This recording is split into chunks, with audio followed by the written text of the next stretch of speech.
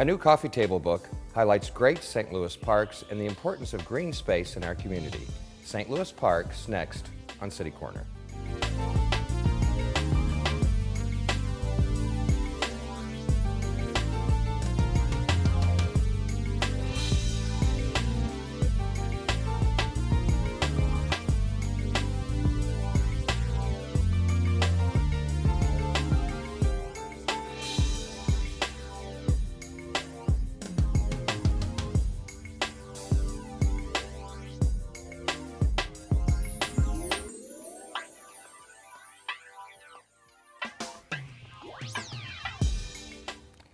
St. Louis Parks is a new book with beautiful photographs and text to match. We'd like to welcome the co-author, Nene Harris. Hi, Nene. Welcome to City Corner.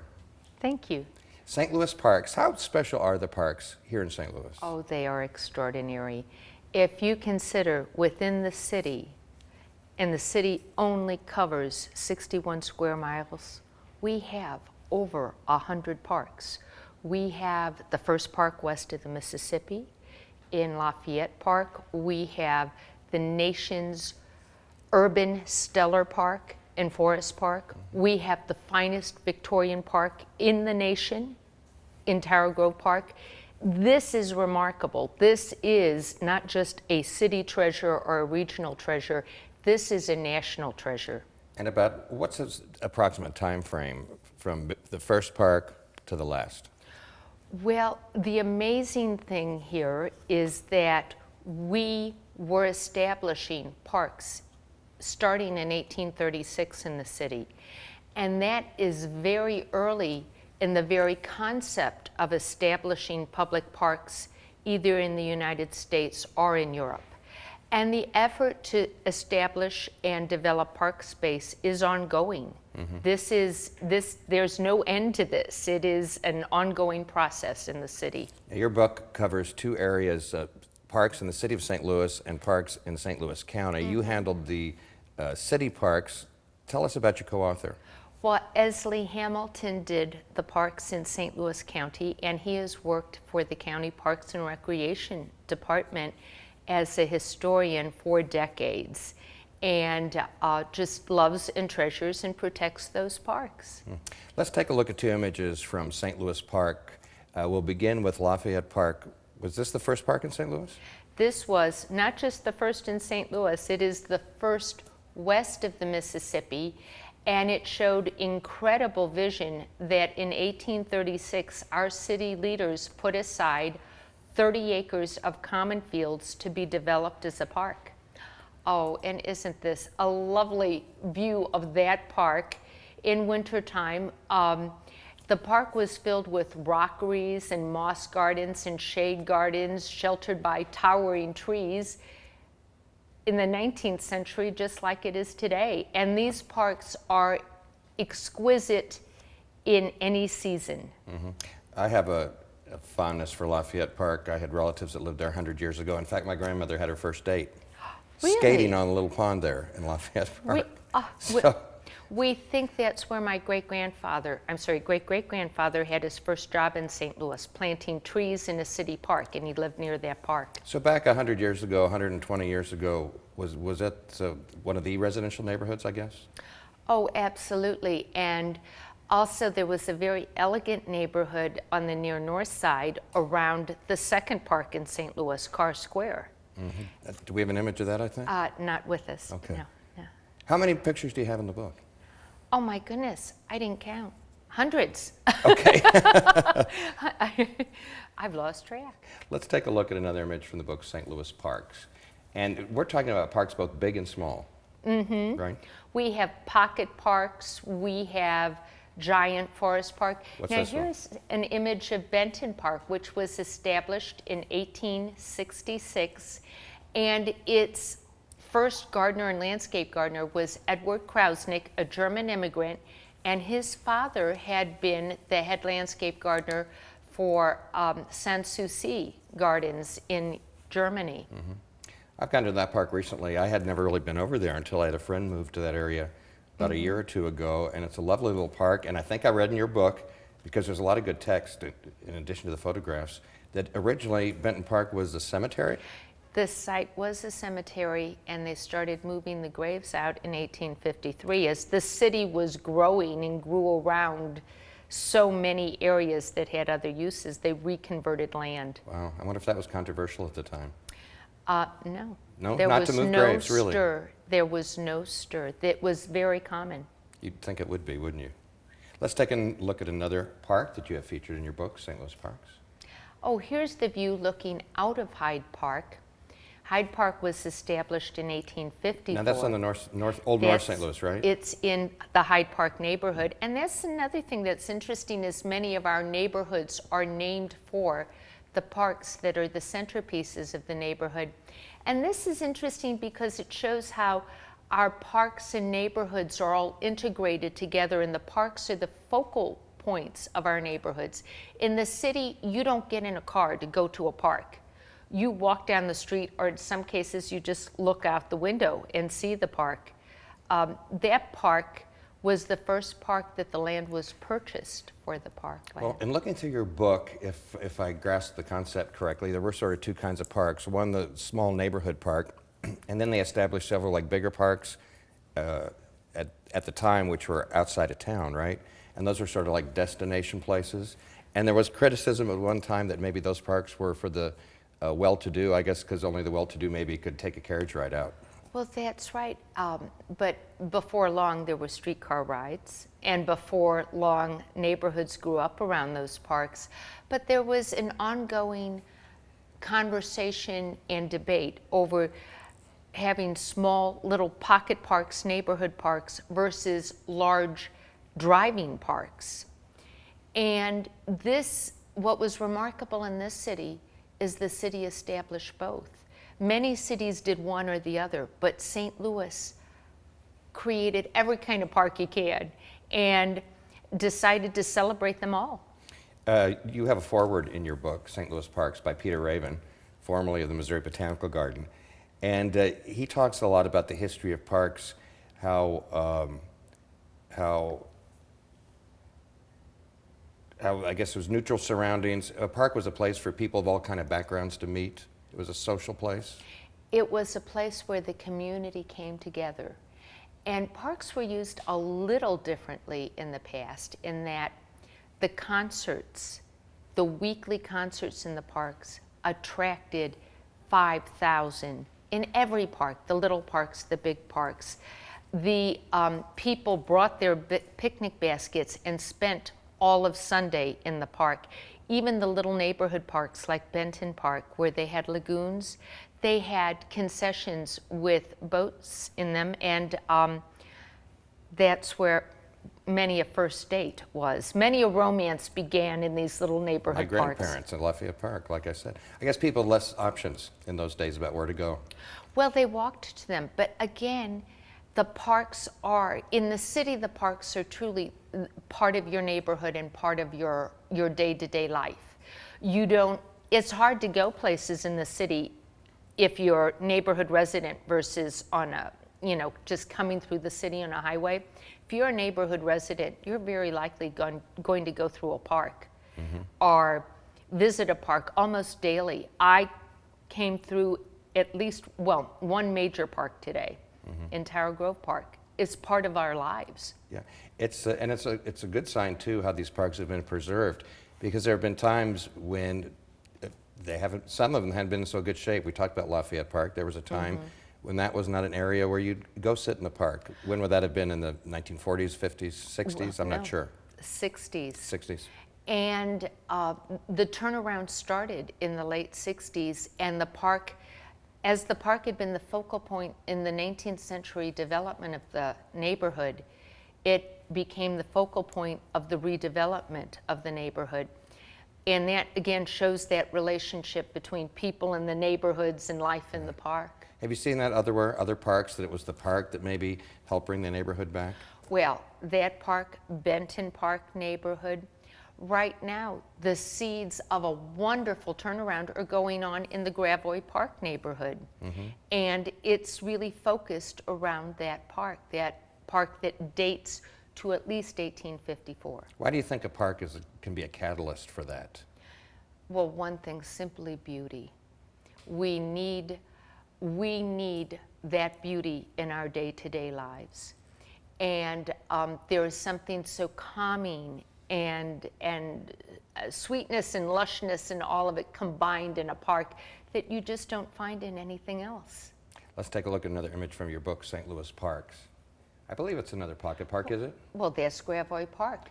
Now that was land set aside from the common fields. So from 1812 on, that land has never been used for anything but a park. In 1854, they started to develop it as park space, and that octagonal bandstand was built in 1924, and it was very modern construction at the time, cast concrete.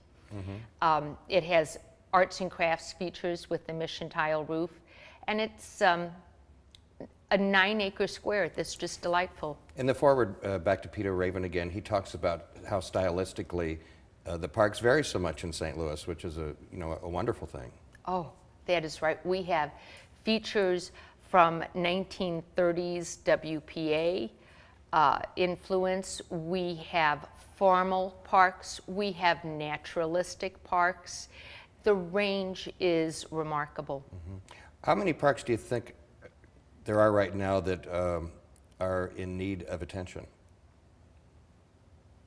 when you compare them to the whole scope? Overall, I think our city parks are in phenomenal shape. Really? We can always do better. We can always help. And in many neighborhoods, you see that. You see the neighbors go around and help pick up litter when there have been big picnics and stuff. People leave litter today. That was not an issue in the past. So now you see neighbors looking at these parks really as their front yards. Where did most of the parkland come from? Were some donated by private people, some from the city initially? Initially, land was set aside from commons or common fields, land owned by the city of St. Louis, and donated. 1854, the city fathers paid over $30,000 to buy the 16 acres for Hyde Park. And that was the first time the city had paid for parkland. And that showed a real commitment to parks very early on, that the city would put out that much money and say, we need to set this aside for green space. Well, we need to take a break. We're talking with Nene Harris. She's a co-author of the new book, St. Louis Parks. And when we come back, we've got some great shots of two stellar parks, Forest Park and Tower Grove Park. So we'll continue with more City Corner right after this.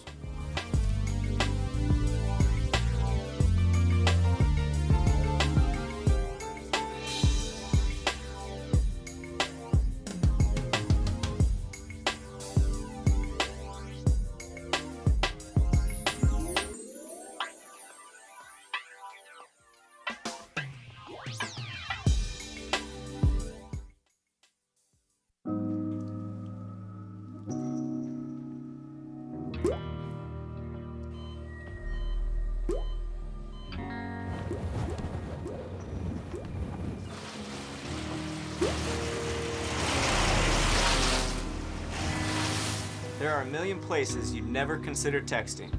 So why would you do it while driving? Leave risky driving to the professionals. Stop the texts, and together we can stop the wrecks.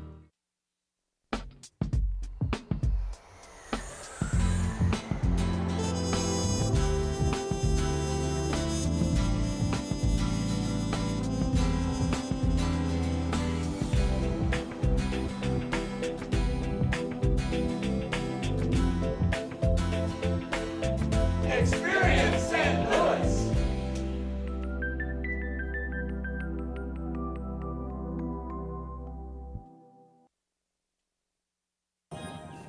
You can say with me, imagine what you'd see if every child had a book to read. So the mission is for us to get a book to each and every child.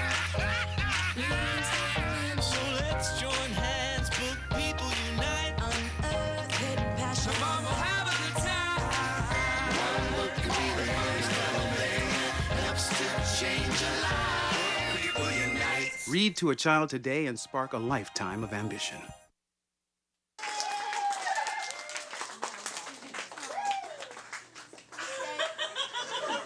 My daughter.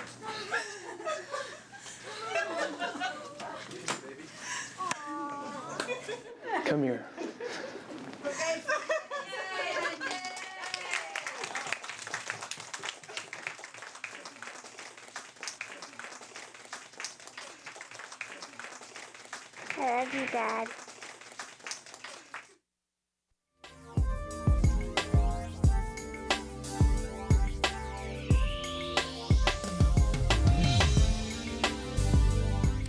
St. Louis Parks is a new book by Nene Harris and Esley Hamilton. And Nene Harris is with us here today, full of beautiful pictures and text.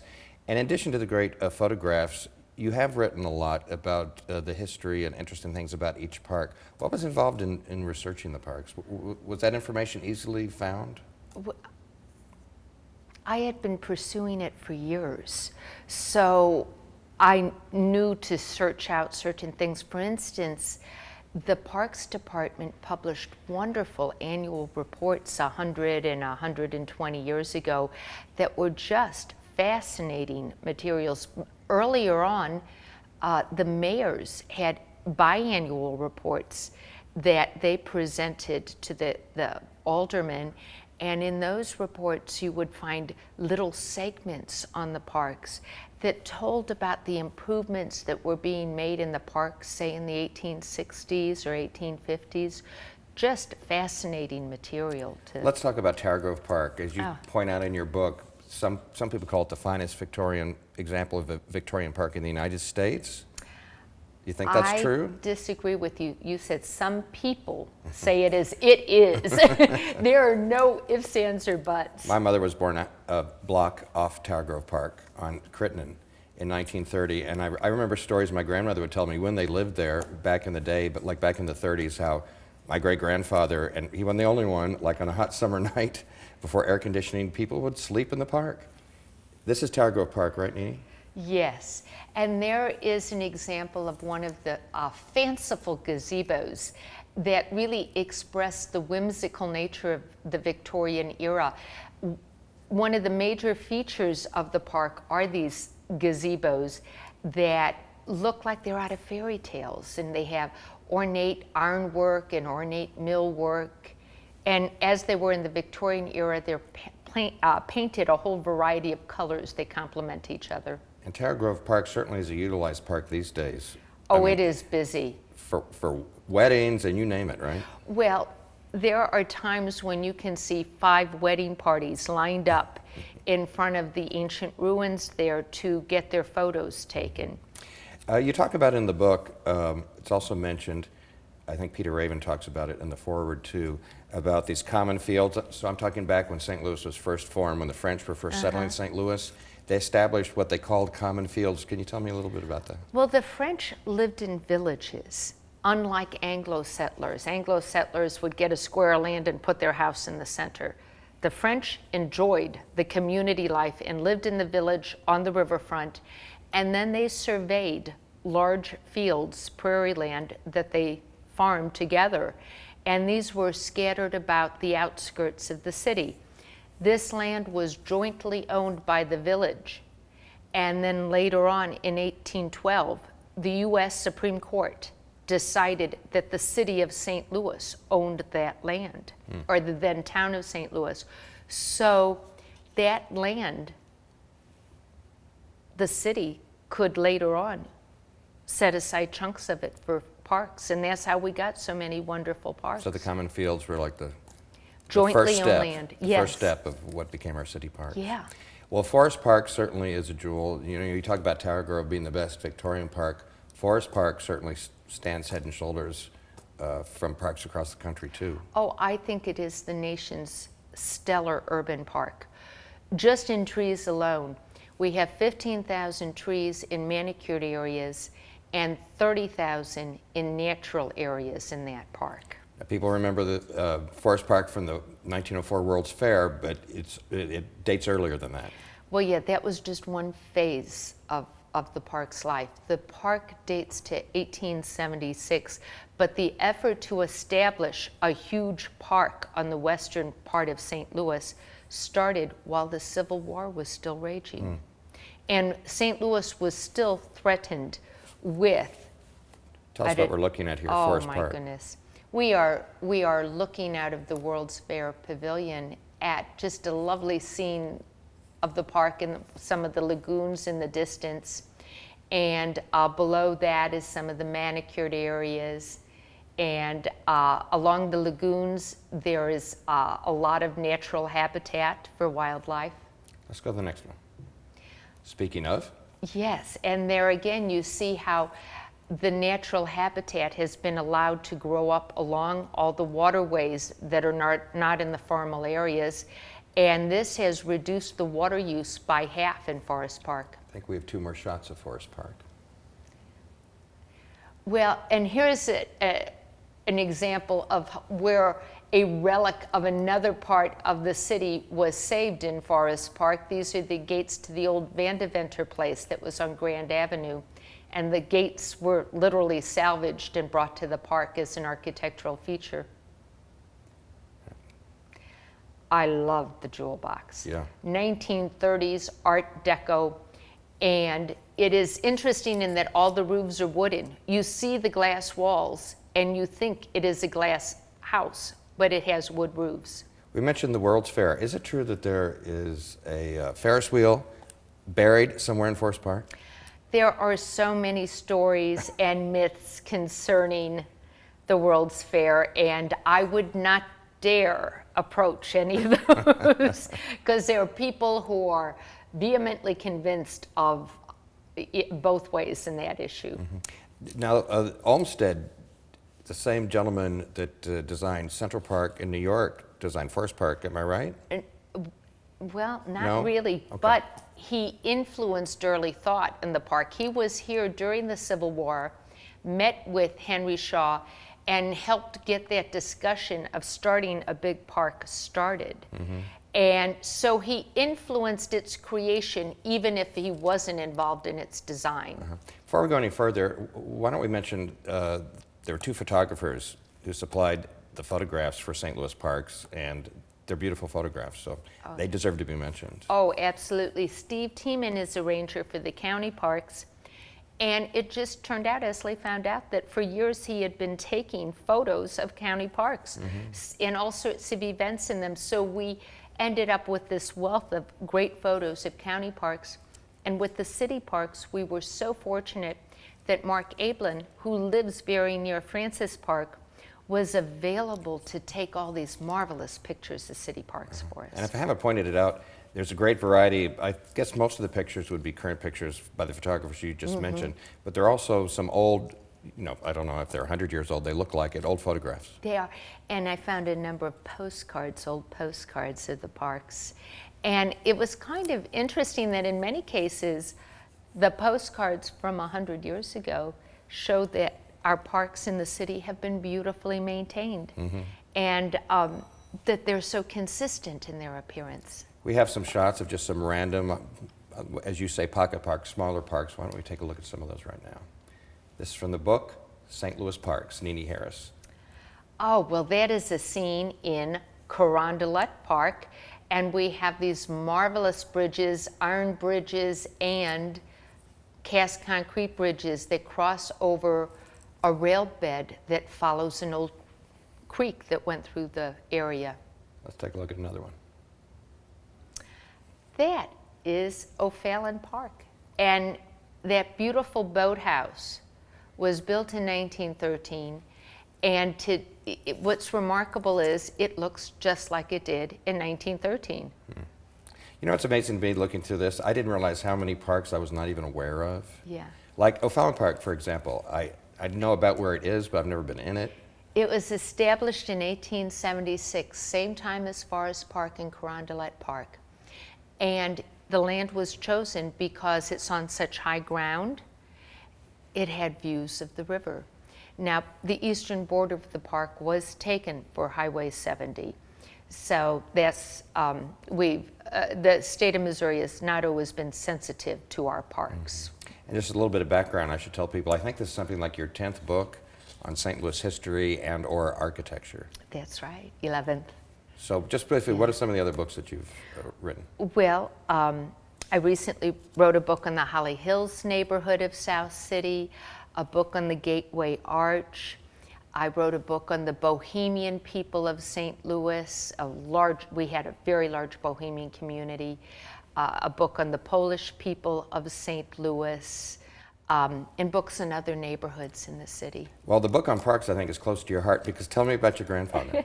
My great-great-grandfather, Great. yeah, when he arrived in St. Louis in 1864, the first job he got was planting trees in a city park. And again, it shows the commitment of our city leaders to parks. So it's in your blood. We have 3 images left from your book, St. Louis Parks. Nene, if you take a look and tell us what we're looking at.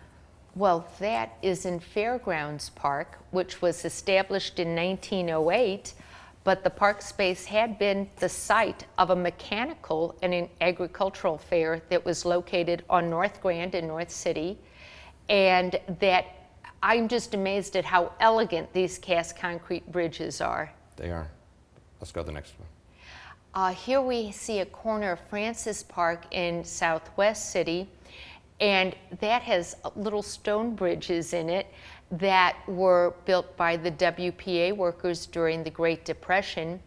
And that park was established in 1917, but really developed in the 1930s. And one more. The trees of Wilmore Park, they are just lush. Wilmore Park was established in 1947 and planted immediately, so there are abundant 60-year-old trees in that park. What's so clear from your pictures is the distinct personalities that all parks seem to have. It almost seems impossible that could be by design, but was it?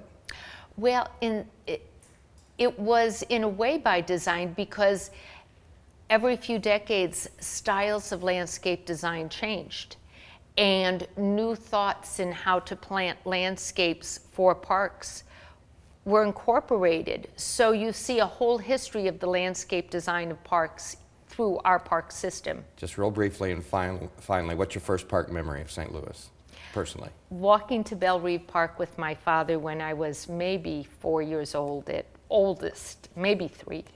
So life wouldn't be the same in St. Louis without our parks. Is that the bottom line? Absolutely. Well, we hope people will check out your book. It's from Reedy Press. It's St. Louis Parks. It's beautiful photographs and interesting history, text about each and every park, and it'd be great on your coffee table. And as you say, St. Louis has some of the greatest parks in the country. Absolutely. So, Nene Harris, thanks for being here and sharing your knowledge about our parks with us. We appreciate that very much. Thank you. That's all the time we have for this edition of City Corner. I'm Steve Potter. Thanks for watching. Join us next time. Thanks.